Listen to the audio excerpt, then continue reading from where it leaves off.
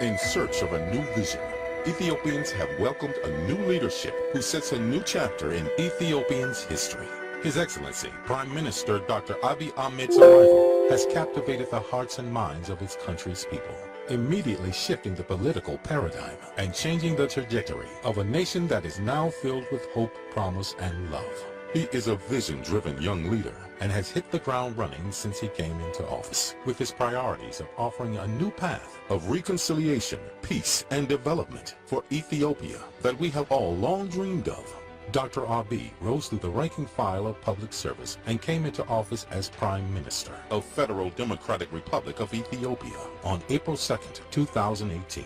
He came into office at a special juncture in the socio-political trajectory of Ethiopia, where hope was challenged and the possibility of peace seemed uncertain.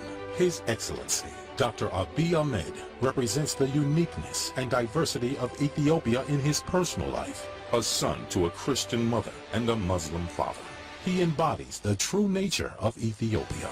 Dr. Abye served in the Ethiopian National Defense Force and intelligence services. While serving his country, he has also broadened his knowledge, pursued his education, leading up to his PhD in peace and security studies. Dr. Abye introduced himself to Ethiopia and beyond with his powerful speech that was delivered with humility and grace. We all connected with him when he spoke about his beloved mother and the love he has for his wife and kids. The content of his speech electrified the country. Though many remain skeptical and doubtful, his unprecedented style, plowing through his agenda in the first 100 days in office, has started to win our hearts and minds across the board, and has shown the people his capability to manage expectations. A humble yet determined Dr. Abye made his first priority to ease tensions across Ethiopia. With his diverse background, with eloquent speeches and unifying words, he set out to bring calmness to the country, focusing on national unity and strength. He toured the entire country, giving a voice to all and assembling a team that represents the rich diversity of Ethiopia's people and talent. As a result of these efforts, political reform started taking place in different parts of the country. Dr. Abye made his first major gesture of good faith by releasing prisoners in unprecedented numbers and engaging with opposition party leaders for a peaceful political solution. On the economic front, Dr. Abye has shown great ability in harnessing this positive energy by staying true to his agenda, by announcing to pursue large-scale privatization of state-owned enterprises, as well as establishing an Ethiopian stock exchange in tandem, reflects the progressive direction he has for Ethiopia's business climate to attract foreign investment. His efforts to unite and strengthen it did not stop at the national level.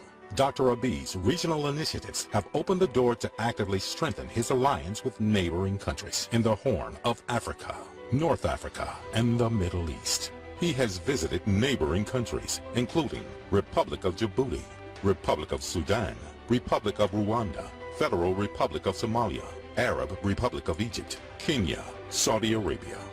This has made noticeable, once again, Ethiopia's unique geological positioning and recognizing the strength with which Ethiopia can and should project herself.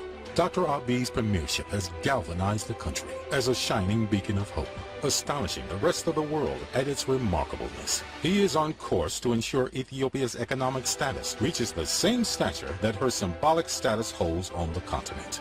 Dr. Abye's high-priority agenda item also included reconciling decades-long stalemate with Eritrea and bringing peace with our brothers and sisters to the north. This leads to Dr. Abye's unprecedented visit to Eritrea to personally meet face-to-face with President Isaias Afewerki, creating a deep sentiment in the hearts of Ethiopians and Eritreans that a unified coexisting countries was inevitable between families. Dr. Abye's unprecedented visit to Asmara was not only greeted with joy and excitement, with streets of Asmara flooded with peaceful and warm welcoming crowds, but it was also returned with an unprecedented visit by President Afewerki to Addis Ababa the following week. A visit where he too was greeted by massive, peaceful, and warm welcoming crowds. Both these remarkable events demonstrated the spirit of love and reconciliation by reopening diplomatic relations that was interrupted in decades. The fruit of his effort also brought happiness and tears to all Ethiopians and Eritreans when he saw the joy of reuniting mothers and sons, wives, husbands, grandparents, and grandchildren. Dr. Abye's actions in his first 100 days as a young humble leader has brought many to suggest the merits of him being a worthy Nobel Peace Prize contender. So you may ask, what's next? As you all know, Ethiopia is the fastest growing economy in Africa currently, and global media outlets find themselves reporting on the situation daily. Why such interest, you may ask as well? With one of the youngest and largest population, comprised of 70% and 30 years old, and filled with abundant natural resources, cheap labor, and promising political stability. This creates a recipe for wealth creation on large scale. Whether you're in healthcare, financial services, agriculture, technology, manufacturing, infrastructure building, education, or social work. Consider Ethiopia as a place with beautiful challenges and hurdles that can be solved through innovation, entrepreneurship, and some hard work. Indeed, these are exciting times, especially for the Ethiopian diaspora community that has so much to offer in this new phase of Ethiopia's historical change with the new leadership. Dr. Abye has presented all of us with a grand opportunity to rewrite the international narrative about Ethiopia. With that said, the question we all need to ask ourselves is, what's my role in this journey? What is my responsibility to Ethiopia?